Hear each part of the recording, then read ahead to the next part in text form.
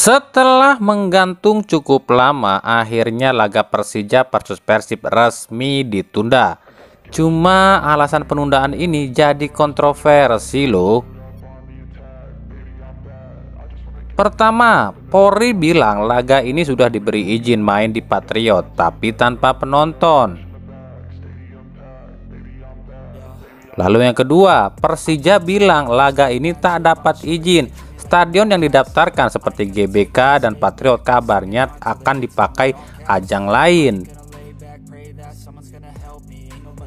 Yang ketiga, Ketum Jackmania Diki Sumarno bilang laga ini sengaja ditolak lantaran Jackmania ingin mainnya di GBK dan dihadiri penonton. Sebab kabarnya Jackmania ingin menyambut Boboto. Lah, yang mana yang bener ini? Jelas kontroversi kan? Kalau gini bisa menimbulkan berbagai tudingan dan prasangka nih. Yang pertama, bisa ada tudingan, ini mah lantaran tim Persijanya aja lagi ompong, makanya dibikin skenario dengan embel-embel supporter Persija nggak mau laga ini digelar tanpa penonton. Padahal sengaja, karena kalau ditunda dan digelar ulang, skuad Persija bisa full. Sementara skuad Persib tetap sama, Teja dan Jupe tetap absen lantaran akumulasi, gitu kan? Maaf, ini cuma asumsi lo ya. Yang kedua, bisa ada tudingan, kok tim Persija gampang banget ya tunda dan gelar pertandingan, kenapa tim lain sulit banget minta izin? Yang ketiga, bisa ada tudingan, mentang-mentang bos Persija jadi direktur PT LIB, jadi gampang banget atur pertandingan. Maaf, ini bukan asumsi kami lo ya, tapi ini asumsi yang beredar di media massa lo. Soalnya cuma Persija doang nih yang baru bikin statement yang katanya nggak dapat izin dari Polri, sementara pihak Polri belum bikin statement soal ini. Jadi wajar kalau ada yang anggap Persija takut kalah lantaran skuadnya ompong. Kan nantinya hal ini bisa menimbulkan gejolak lagi nih, khususnya dari dua kelompok supporter yang udah adem ayem. Tapi karena dibikin kontroversi kayak gini, bisa panas lagi nih. Atau memang sengaja dibikin panas kali ya? Ada, gimana nih Pak Erik? Katanya mau berantas mafia. Kok mafianya masih berkeliaran sih? Kan kami udah bilang selama PT LIB ini belum dirombak total atau bahkan dibubarkan saja sekalian, gak bakaran beres liga. Wong mafianya ada di situ kok. Apa yang terjadi di sepak bola Indonesia beberapa tahun belakangan ini? Banyak yang bilang tidak usah saling menyalahkan lantaran tak ada gunanya. Tapi tidak menurut kami, harus ada yang disalahkan. Kalau tak ada yang disalahkan, nantinya yang salah akan semakin seenaknya. Dan akan makin banyak yang bikin salah. Wong gak ada yang nyalahin kok. Lalu siapa yang harus disalahkan? Yang pertama tentunya ya PSSI. Sejak 2017 atau Liga 1 digelar, PSSI ini sudah mulai nggak bener.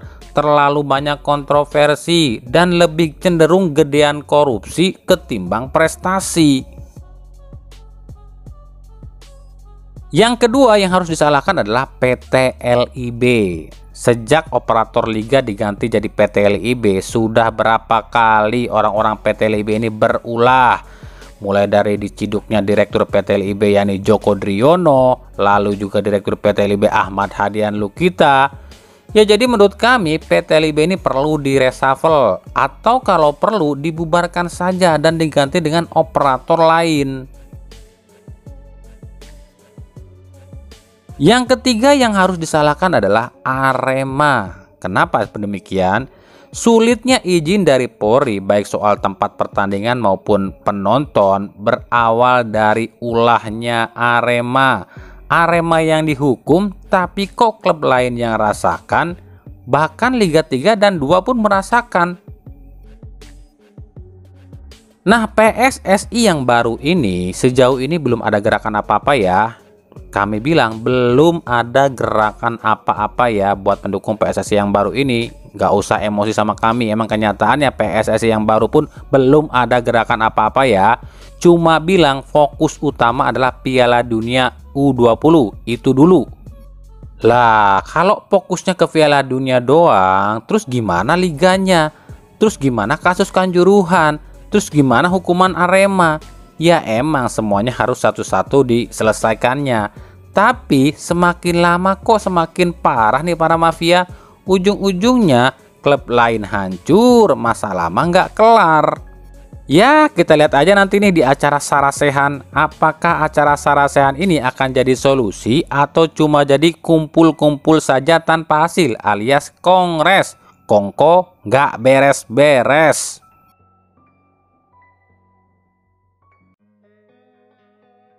Selain laga Persija versus Persib yang ditunda, laga super big match lain yang ditunda adalah laga antara Persebaya versus Arema.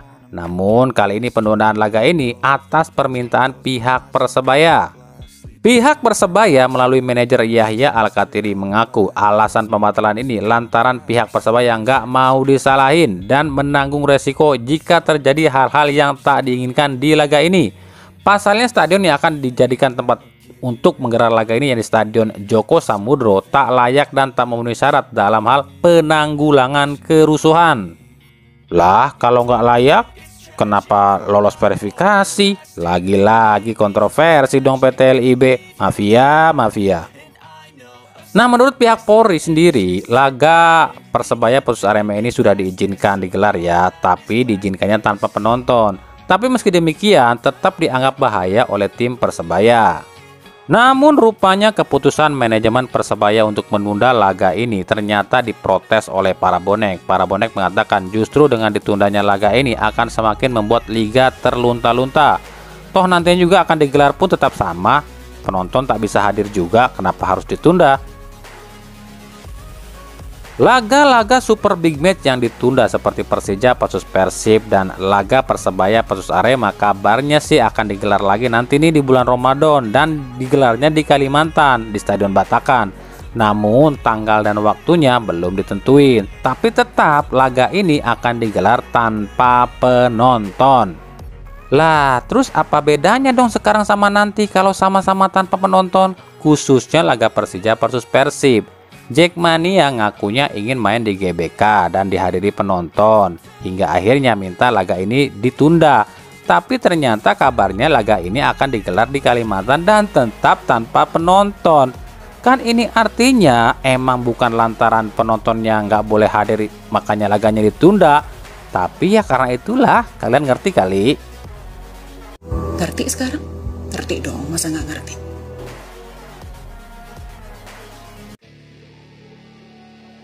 Kembali pelatih Liga 1 soroti kinerja wasit. Yang terbaru pelatih Persis Solo Leonardo Medina menyoroti kinerja wasit saat laga lawan Bali United. Medina heran timnya banyak yang dilanggar tapi justru timnya yang dapat banyak pelanggaran. Tercatat Persis Solo dapatkan 22 pelanggaran, sementara Bali United hanya 14 pelanggaran. Padahal menurut Medina pemain Bali United yang lebih sering melanggar pemain Persis Solo. Medina mengatakan Liga Indonesia tak akan pernah maju jika perangkat pertandingannya tak diperbaiki. Diketahui wasit yang memimpin laga ini adalah Yudi Nur Cahya yang sempat dihukum 7 laga lantaran lakukan kesalahan. Medina mengatakan Liga Indonesia fix butuh VAR. Dengan kualitas wasit yang buruk, jika tak pakai VAR maka akan semakin buruk. Saya rasa Liga Indonesia tak akan bisa maju selama perangkat pertandingannya tak dibenahi. Terlalu buruk wasit Indonesia. Indonesia harus pakai VAR. Saya bingung, pemain kami yang lebih sering dilanggar tapi kenapa pelanggaran justru lebih banyak kami terima, ujar Medina. Ada, jangan kaget coach. Kan ini bukan Liga Indonesia tapi Liga ABS alias Liga Asal Bapak Senang. Kan udah dibilang di liga ini mah mafianya 80%, sepak bolanya 20%. Jadi bukan liga sepak bola ini mah, tapi liga mafia. Tuh yang sering banget komen, tiap kalah aja nyalain wasit. Hayo, siapa yang sering komen kayak gitu? Berarti yang komen kayak gini nih, orang ini buta atau emang otaknya sengklek kali ya. Udah jelas-jelas wasit kita mah nggak ada yang beres. Jadi wajar dong nyalain wasit. Dan bukan kami aja yang nyalahin wasit, hampir seluruh pelatih itu nyalahin wasit. Bahkan Bernardo Tavares dari PSM meskipun timnya menang tetap nyalahin wasit kok. Ini artinya emang berarti ya wasit kita ini payah. BTW gimana nih sama Mas Kaisang soal ini? Apa nggak mau ngadu nih sama Pak Erick Thohir? Kan Pak Erick Thohir bos Persis Solo. Tapi Kaisang mah beda ya. Dia mah mau menang mau kalah nggak ada tuh yang namanya ngadu-ngadu. Nggak kayak tim sebelah tuh, mentang-mentang ada papahnya di federasi bisa seenaknya ngatur-ngatur dan bikin aturan sendiri. Ada yang unik nih, yakni pelatih klub Liga Malaysia Perak FC Lim Teong Kim yang mengaku akan panggil dukun dari Indonesia agar timnya bisa menang. Pasalnya sudah 2 laga tim asuhannya belum bisa raih kemenangan. Pemain kami bukan tak punya peluang. Peluang ada, tapi entah kenapa pemain kami selalu sulit cetak gol. Sepertinya kami harus panggil dukun dari Indonesia, ujar Lim.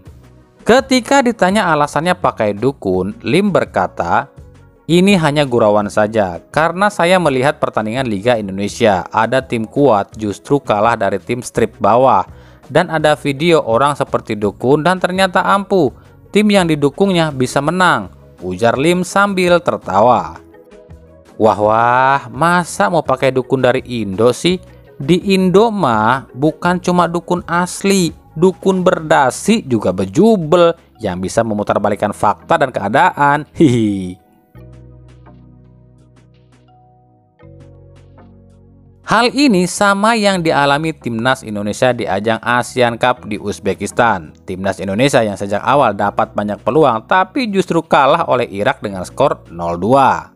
Lalu apa yang salah dengan timnas di laga ini? Secara permainan sih udah lumayan ya bisa ngimbangin timnas Irak yang notabene posisinya ada di urutan 68 dunia, sementara Indonesia ada di urutan 152. Jauh banget kan? Tapi ya itu, dalam sepak bola peluang saja tak cukup. Finishing touch adalah hal yang paling utama. Terlalu banyak buang peluang akan jadi karma dan blunder bagi tim itu sendiri. Karena dalam sepak bola ada hukum yang tak tertulis, di mana tim yang terlalu banyak buang-buang peluang akan dapat hukuman di akhir laga. Jadi yang perlu diperbaiki oleh STY adalah finishing touch dan lebih tenang lagi, nggak usah gerasak kerusuk kayak gitu. Ya emang hilangnya Marcelino sangat terasa bagi permainan timnas U20, jadi nggak ada pemain yang bisa bawa bola gitu.